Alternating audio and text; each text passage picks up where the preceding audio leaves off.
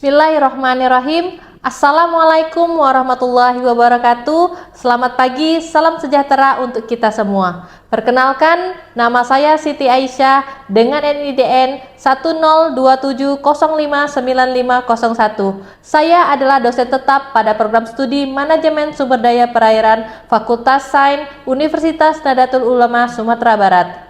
Video ini dibuat yaitu untuk pernyataan diri dosen dalam unjuk kerja Tridharma Perguruan Tinggi atau biasa disingkat dengan PDD UKT-PT untuk sertifikasi dosen tahun 2026.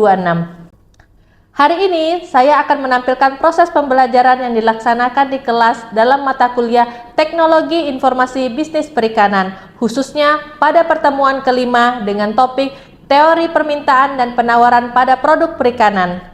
Mata kuliah ini adalah mata kuliah wajib program studi Manajemen Sumber Daya Perairan Fakultas Sains dengan jumlah SKS sebanyak 3 SKS, yang mana 2 SKS adalah teori dan 1 SKS adalah praktikum. Media yang saya gunakan untuk pembelajaran adalah LMS, Learning Management System, yang disediakan oleh kampus yang diberi nama SIAKAD UNU Sumbar.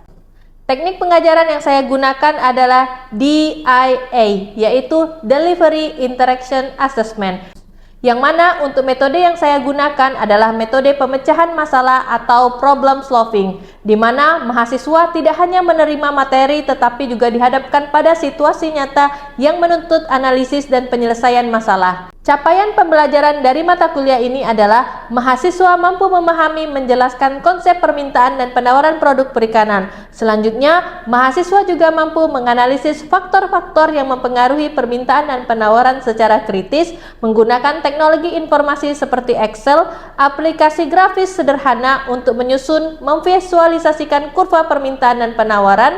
Selanjutnya, mahasiswa juga mampu menyampaikan hasil analisis dan alternatif solusi secara sistematis. Untuk alur pembelajaran saya buat dalam beberapa tahap. Tahap pertama yaitu pembukaan dan pengenalan kasus nyata di lapangan. Dilanjutkan dengan identifikasi dan analisis masalah oleh mahasiswa secara berkelompok. Dilanjutkan dengan diskusi pemecahan masalah dan penyusunan grafik permintaan dan penawaran. Dilanjutkan juga dengan presentasi solusi tiap kelompok dan diskusi kelas. Pada akhir pertemuan yaitu evaluasi pembelajaran dengan sedikit beberapa soal singkat dan ditutup dengan pemberian tugas lanjutan untuk materi minggu berikutnya. Hasil dari pertemuan kelima ini akan menunjukkan mahasiswa akan lebih aktif dalam terlibat proses berpikir kritis. Dilanjutkan dengan mahasiswa juga mampu mengubah teori ekonomi dengan realitas pasar perikanan, dan mahasiswa akan terampil menggunakan perangkat teknologi informasi untuk mendukung analisis data ekonomi perikanan. Pada akhir semester, penilaian dilakukan evaluasi secara menyeluruh. Penilaian saya lakukan secara holistik dan berbasis bobot penilaian. Yang pertama yaitu adalah partisipasi aktif mahasiswa dengan bobot 10%, hasil analisis kelompok dan presentasi serta tugas individu sebesar 10%, praktikum sebesar 20%, UTS 25%, UAS sebesar 25%, kehadiran dan kedisiplinan kegiatan sebesar 10%. Dengan pendekatan inilah, mahasiswa diharapkan memiliki kompetensi analitis, adaptif, dan solutif yang dihadapi tantangan bisnis perikanan berbasis data dan informasi. Selanjutnya, saya akan menampilkan proses pembelajaran saya di kelas. Selamat menyaksikan. Wassalamualaikum warahmatullahi wabarakatuh. Assalamualaikum warahmatullahi wabarakatuh. Kita jumpa kembali di kelas Ibu dengan mata kuliah Teknologi Informasi Bisnis Perikanan. Baiklah, sebelum kita mulai perkuliahan kita hari ini, marilah kita berdoa menurut kepercayaan masing-masing. Berdoa dimulai. Berdoa selesai. Baik, sebelum kita mulai kuliah kita hari ini, Ibu akan ambil presensi dulu. Asran Putra.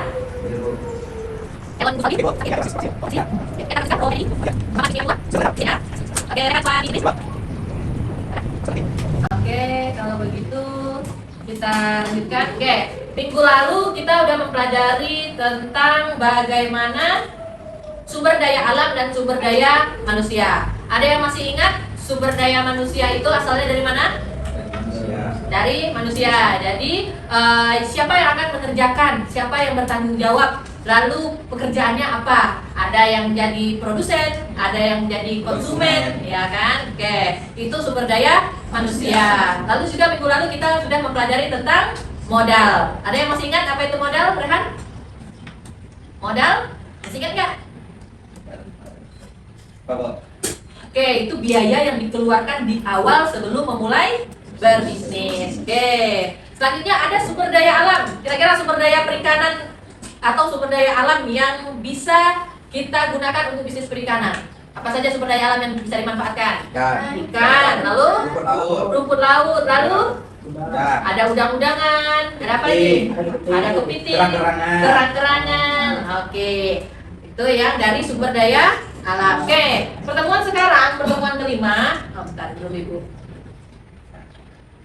Oke, pertemuan sekarang itu kita akan membahas tentang the law of demand and supply fisheries commodities. Jadi di sini adalah hukum permintaan dan penawaran pada komoditas perikanan. Oke, ini ada pertemuan kelima. Yang mana pertemuan kelima ini Ibu harapkan nanti pada akhir perkuliahan Anda semua memahami apa itu konsep permintaan, konsep penawaran untuk komoditas perikanan. Lalu Ibu juga berharap Anda sekalian paham kira-kira faktor apa saja sih yang mempengaruhi permintaan dan penawaran di pasar. Selanjutnya adalah bagaimana cara Anda mengaplikasikan teori tadi di kehidupan nyata. Oke, kita mulai perkuliahan kita ya. Oke, di sini pernah nggak Anda sekalian terpikir bagaimana sebuah harga itu dibentuk? Ini ada harga tuna 90.000 per kilogram. Itu kalau dijual di Indonesia. Kalau dia dijual atau diekspor harganya jadi 120.000 per kilo. Dari mana kok bisa harganya segitu?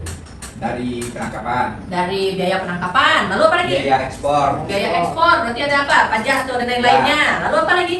Biaya pembekuannya. Biaya pembekuannya. Kalau di Indonesia? Di Indonesia. Coba. Ya memang. Ya, biaya nangkapnya, kapalnya, terus beli es batu, ya kan? Nah, bensinnya, ya kan? Oke, dari situ lahir sebuah harga. Lalu ada juga pekerja tambah bisa sampai 6 juta per bulan gajinya. Dari mana? Coba hitungnya. Kok bisa orang menetapkan harga gajinya 6 juta? Dari mana asalnya? Pernah nggak terpikir? Dari Kualitasnya, oh dia lulusan ini, gitu ya. Lalu apa lagi? Lama pemeliharaannya, ternyata dia bekerja di dalam tambak itu lama. Bisa 1 bulan nggak keluar dari tambak, ya kan? Oke. Lalu ada harga udang 55.000, ada ikan nila 25 sampai sekarang berapa? 40 kilo kan? 40.000 per kilo. Ada juga beta SP. Tahu apa beta? Ikan apa? Ikan hias. Kalau bahasa kita ikan apa namanya? Ikan cupang. Kalau ikan cupang itu jualnya per kilo per ekor. Per ekor. Kalau per kilo? Lama per kilo ya kan? Nah, jadi dia jualnya per ekor. Kira-kira orang menjual per ekor itu apa yang dilihatnya? Apa yang buat dia makin mahal? Apa yang buat dia murah? Kualitas ikannya. Bentuknya. Apa? Motifnya. Lalu apa lagi?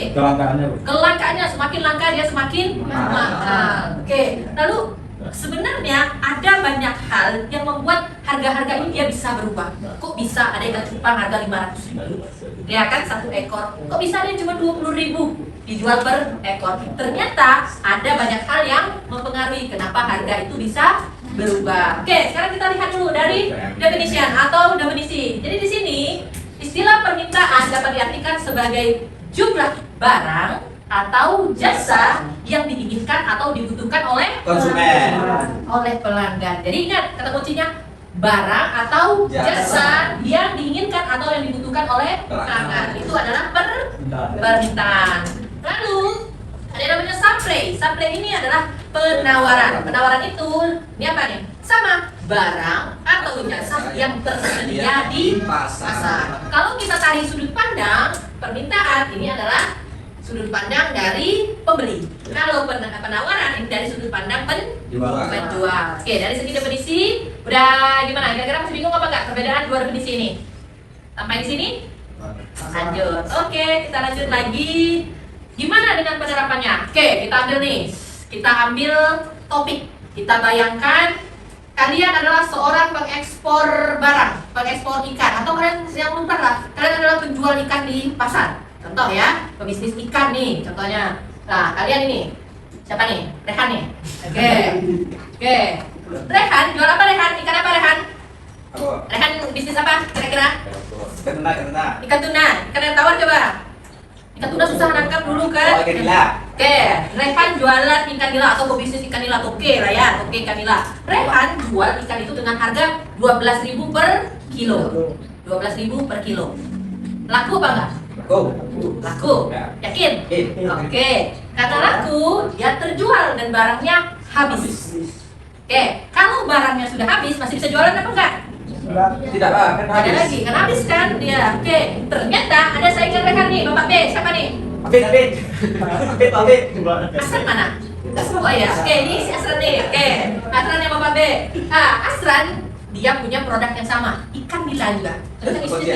Kan satu kelas nih, dapat tahu jualan nih. Nah, kalian sama-sama jualan ikan nila. Ternyata Asran jual dengan harga 14.000 per kilo. Nah, ini siapa namanya? Hamdan Hamdan masih mau beli nggak meskipun harganya 14.000? Kenapa? Mahal. Tapi di tempat saya kan udah habis loh. Bisa. Tunggu barangnya ada lagi tuh. Oke, nah kalau Eta masih mau beli nggak tempat si Asran? Masih, tetap mau beli meskipun harganya 14.000. Oke, jadi dengan meskipun harganya 14.000 ternyata barangnya masih habis terjual. Orang masih mau, orang masih berminat dengan barang tadi, dengan ikan nila tadi. Dorong sama si Eta. Oke ya. Oke. Besoknya si Rehan tambah barang. Kira-kira Rehan masih 12.000 atau 14.000? Di si Asra dijual 14.000. Pasti setelah melihat si Asra jual 14.000, mending jual 14.000. Orang masih mau beli kan harga 14.000? Si Rehan naikkan harga barangnya jadi 14.000. Sama-sama nih 14.000, si Asra juga jual 14.000. Eta belanja nih, masih mau nggak beli sama si Rehan harganya 14.000? Masih mau nggak Eta beli? Kenapa enggak? Hah? Sama si Asra, tapi sama-sama nih 14.000. Nih, masih mau kan? Karena harganya sama-sama 14.000. Baik beli sama si Rehan atau sama si Asra. Endingnya, trending penjualan untuk ikan nila 14.000 per kilo. Oke, barangnya masih ada. Karena barangnya penjualannya masih banyak 14.000 dan barang jadi Rehan pasti biar gak kehabisan lagi, Rehan stok barang banyak-banyak. Ya kan? Biar gak habis lagi. Stok nih. Nanti kalau habis si Asra jual lagi, naik lagi harganya, ya kan? Oke, endingnya di gudang Rehan barangnya bertumpuk jadi banyak. Karena permintaannya banyak. Orang banyak nih, ada Nurul, ada Eta, ada Sipatia, semuanya mau cari ikan nila. Ada Afifah juga cari ikan nila. Rehan naikkan harganya bisa sampai 20.000 per kilo. Orang masih mau beli apa enggak? Ya tidak lama. Mahal. Hah? Nggak mau. Terlalu tinggi itu. Mahal. Jadi apa barang yang bertumpuk tadi? Rugi. Tidak terjual, dia hanya menumpuk di gudang. Oke, kenapa? Buyer atau pembeli dia tidak sanggup lagi karena harganya too expensive atau terlalu mahal, terlalu tinggi. Oke, inilah yang namanya hukum penawaran. Kita melihatnya dari sudut pandang seorang penjual. Oke, semakin tinggi harga barang, stok kita juga masih banyak. Kenapa nggak terjual? Nah, jadi kurvanya dari kanan bawah ke kiri atas. Semakin murah harganya, semakin banyak yang bukan yang membeli. Stok kita nih, supply-nya. Jadi penawarannya juga tinggal sedikit karena harganya tadi. Tapi karena dia tidak terjual dengan harga 20.000, stoknya yang tersedia juga masih banyak sampai 200 berapa tuh? 200 kilo nggak terjual. Harganya mahal kan tadi berapa? 20.000. Oke. Sampai di sini udah paham hukum penawaran? Ada yang mau ditanyakan? Pasti timbul tanda tanya. Ada kok Bu, emas contohnya harganya mahal masih juga dibeli orang. Tiap tahun naik makin mahal, masih banyak juga orang nimbun. Nah, iya kan? Nah, kalau kayak gitu gimana Bu? Nanti kita bahas ya. Oke, sekarang kita lihat dari sudut pandang pembeli. Oke, dari sudut pandang pembeli. Oke, stoknya sudah ada tadi. Berapa stoknya tadi? 200 yang belum terjual. Masih dipelihara terus oleh si Rehan. Lalu apa? Harga 20.000. Barangnya, more items, masih banyak sekali barangnya. Nah, harga 20.000. Endingnya apa? Pembeli. Nah nih, siapa nih? Apit. Apa nih? Dia minta apa nih? Barangnya harganya diturunkan, ya kan? Oke, diturunkan. Lalu diturunkan. Endingnya apa? Rehan ya sudahlah daripada tidak terjual. Rehan turunkan nggak harganya? Ya. Turunkan nggak kira-kira? 20.000 nih. Ya, turun. Nah, tentu turun. Terjadilah yang namanya proses tawar menawar, dan itu hal biasa yang ada namanya di pasar. Endingnya seller, penjual mengikuti permintaan Pembeli. Oke, baru terpasarkan lagi harga tadi. Tapi kalau dia bertahan di harga 20.000, barangnya nggak terjual-jual. Oke ya. Ini semakin murah harga ini, semakin banyak penjualan terjadi. Ini yang namanya hukum permintaan. Kita lihat dari sudut pandang pembeli. Semakin murah harganya, ini yang sebelah kiri ini adalah price. P ini adalah price atau harga. Semakin murah harganya, maka apa? Semakin banyak yang terjual. Nih, 12.000 sampai 200 yang terjual. Oke, kurvanya dari kanan atas ke kiri bawah. Nah, kalau ini dari sudut pandang pembeli mungkin sudah sering kita jumpai di lapangan. Ya kan? Oke, sekarang kurva permintaan tadi dan kurva penawaran kita coba gabungkan. Nih, kalau yang ini adalah kurva permintaan atau dari sudut pandang customer atau pembeli. Semakin murah harga, semakin banyak barang yang keluar, ya kan? Ya. Kalau dari sudut pandang penjual atau produsen, nah ini kurvanya dari kanan bawah ke kiri atas. Oke, semakin tinggi harga barang, semakin banyak barang yang di stok. Kenapa? Karena dia tidak terjual. Ya kan? Oke. Ini gabungan antara hukum permintaan dan hukum penawaran, ketemulah titik tengah. Nah, titik tengah ini namanya titik equilibrium atau disebut dengan keseimbangan pasar. Nah, istilah ini sering disebut di dunia ekonomi, itu namanya titik equilibrium atau titik keseimbangan pasar. Inilah titik tengah. Nah, antara permintaan dan penawaran. Dapat di harga berapa? 16.000. Dari sinilah lahir sebuah harga. Jawab tadi kan dari mana munculnya harga? Nah, banyak pertimbangan tadi. Oke, sampai di sini ada yang mau ditanyakan? Ada yang masih bingung? Nah, tadi Bu, yang harga emas tadi kok masih tetap naik? Ya kan? Oke. Sekarang apa saja yang membuat kurva tadi bergeser? Nah, ini kalau dari sudut pandang permintaan, demand, permintaan. Apa yang mempengaruhi sebuah harga dia bisa berubah atau bergeser kurvanya tadi? Kan kurvanya tadi seperti ini. Ya. Nih, kurva permintaan. Yang pertama itu adalah price, harga. Yang pertama adalah the item itself, harga barang itu sendiri. Bagaimana cara memproduksi? Itu yang mempengaruhi sebuah harga. Selanjutnya substitution atau barang substitusi. Apa itu barang substitusi? Nurul? Barang substitusi? Ini tadi siapa namanya? Ada. Apa itu barang substitusi? Tahu nggak? Substitusi itu adalah barang pengganti. Kalau harga barang penggantinya berubah, harga barang itu juga berubah. Apa harga? Oke, kalau ini tadi kasus tadi kita ambil studi kasusnya ikan nila tadi. Apa barang pengganti ikan nila? Kalau ikan nila lagi nggak ada, jangan sama ikan lah, ya Pak ya? Hah? Jangan sama-sama ikan. Ukurannya kan ikan, Bu. Jangan sama-sama Oh, ikan. ikan. Apa? Udah, boleh. Ayam lah. Orang kan biasanya kalau nggak beli ikan, orang beli ayam. Oke. Ketika harga ayam ini naik atau turun, tentu akan mempengaruhi harga si ikan nila tadi. Nah, itu juga. Lalu ada komplement. Komplement ini adalah barang pelengkap. Barang pelengkap ini contohnya apa? Contohnya kalau orang beli sepatu, pelengkapnya apa? Kaos kaki. Kalau orang beli ikan, barang pelengkapnya apa? Cabe. Oh, kalau kita di Minang ya pakai cabai. Lalu apa lagi? Jengkol. Oke, boleh, jengkol. Ya kira-kira orang pasti beli ikan. Nah, apa lagi? Bucis? Kamu enggak itu?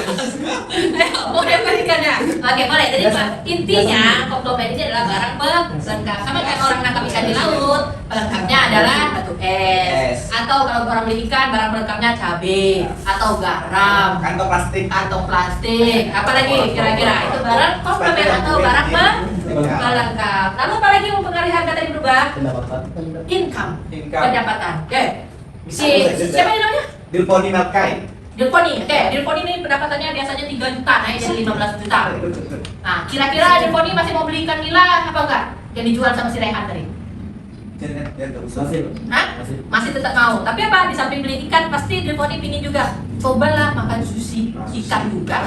Iya kan? Ikan juga kan? Tapi pingin yang naik kelas lagi. Nah, jadi income juga mempengaruhi harga atau pergeseran dari kurva permintaan. Lalu apa? Tes. Selera atau rasa. Di sini ketika orang lagi berbondong-bondong beli dimsum ikan, nah tidak tersenggol lagi biasanya nih ikan nila tadi, ikan nila lado merah yang dibuat oleh si Rehan tadi. Oke ya, itu namanya selera atau tes. Selanjutnya adalah populasi dan demografi. Populasi dan demografi ini adalah kebiasaan seseorang dari berdasarkan tempat tinggalnya.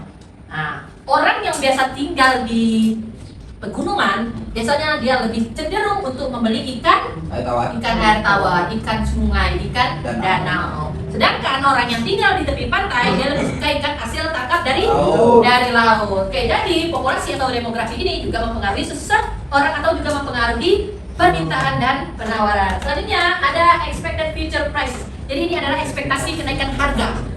Kalau ikan apa ya kira-kira yang makin lama ikan tuh makin mahal.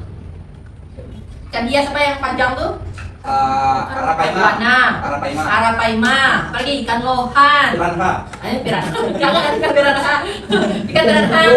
Itu berbahaya. Oke, jadi semakin kalau sekarang dia beli harganya 500.000, kalau dipelihara selama 1 tahun dia akan naik jadi 1 juta, atau 3 juta, makin lama makin naik. Tentu adalah ekspektasi ya di masa yang akan datang atau ini ya expected future prices itu juga akan mempengaruhi seperti kasusnya tanah emas. Iya kan? Meskipun dia naik, tapi ada ekspektasi dia di masa yang akan datang harganya akan berapa. Nah, jadi dia akan tetap bergeser juga. Itu juga bisa mempengaruhi. Contoh, yang kemarin ada kemungkinan mau harganya naik itu apa? Batu akik. Nah, lihat batu akik. Oh ya, batu ini harganya berapa? 1 batu bisa sampai puluhan juta orang beli kan. Nah, itu lagi musimnya. Kita di musim batu akik, orang beli batu akik semua. Ada kemungkinan dia akan naik beberapa tahun lagi. Ternyata sekarang tidak terlalu. Tapi saat itu ada ekspektasi bahwasanya barang tadi dia akan naik harganya. Oke, ini adalah yang mempengaruhi hukum permintaan. Selanjutnya, ini dari sudut pandang penjual atau hukum supply, hukum penawaran. Supply itu penawaran. Apa yang mempengaruhi? Pertama ada item itself. Ini sama dengan tadi harga barang itu sendiri. Selanjutnya ada relate item, barang yang relate dengan barang itu. Sampai beda dengan komplement tadi ya. Selanjutnya adalah production cost, biaya produksi. Selanjutnya ada lagi teknologi.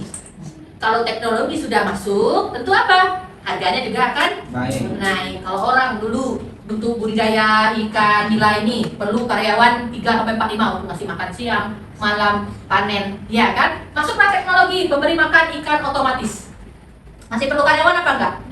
Enggak lagi. Karyawannya berkurang, produksinya makin mudah, tentu harganya juga akan berubah. Tentu apa? Penjualan juga akan berubah. Sama kayak barang-barang. Kalau dulu barang ditenun satu-satu, sekarang udah diproduksi sama Cina. Ya kan? Bukannya harganya murah-murah, ya kan? Nah, kalau sudah masuk teknologi, tentu harga penawaran juga akan berubah. Selanjutnya adalah banyaknya penjual, total warung yang dijual.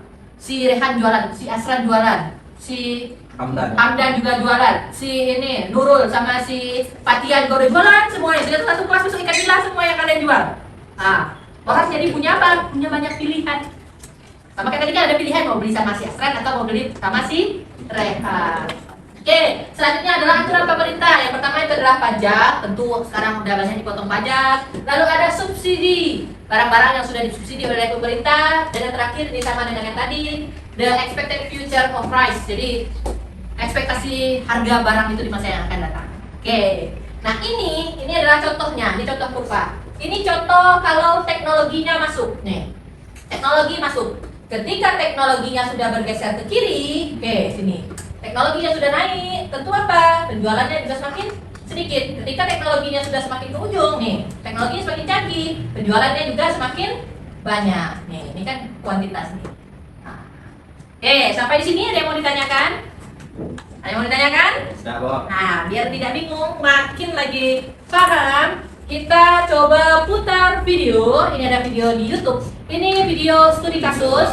Ini tentang ikan tuna segar kualitas ekspor. Kita coba tonton bersama dulu. Lalu kita bagi menjadi beberapa kelompok. Yang mana kelompok 1 dia akan membahas dari segi permintaan. Kelompok 2 dia akan membahas dari segi penawaran. Kelompok 3 membahas keseimbangan pasarnya bagaimana. Kelompok 4 dia akan membahas tentang dampak dan solusinya. Kira-kira apa? Jadi dengan satu video kalian melihat dari sudut pandang yang berbeda-beda.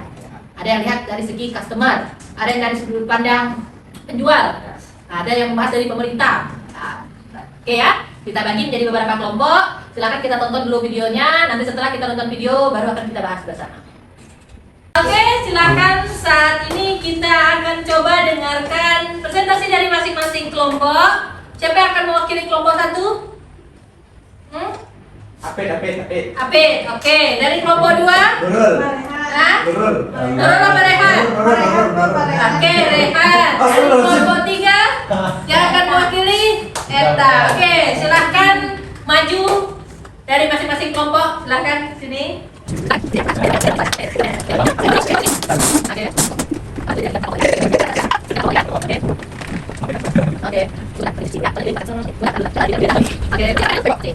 give applause untuk semua kelompok yang sudah tampil hari ini. Oke, silakan kembali ke bangku masing-masing. Ye. Oke, kita sudah sampai di akhir perkuliahan kita. Sebelum masuk ke akhir atau ke tugas kita minggu depan, itu kita akan coba ulang lagi. Kira-kira kalian sudah paham belum apa yang Ibu ajarin hari ini? Silahkan, kita akan kuis sederhana saja. Keluarkan kertas lembar, kita coba kuis. Oke. Soal pertama, apa definisi? Oke, ya. Apa definisi dari buku permintaan? Apa definisi dari buku permintaan?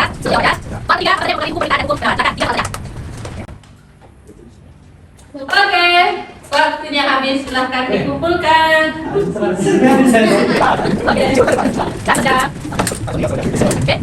Selanjutnya untuk pertemuan ke-6 dan ke-7 minggu depan kita akan mengidentifikasi kira-kira kelembagaan apa saja dan inovasi apa saja dalam pembangunan kewirausahaan perikanan. Kira-kira lembaga apa saja yang terlibat.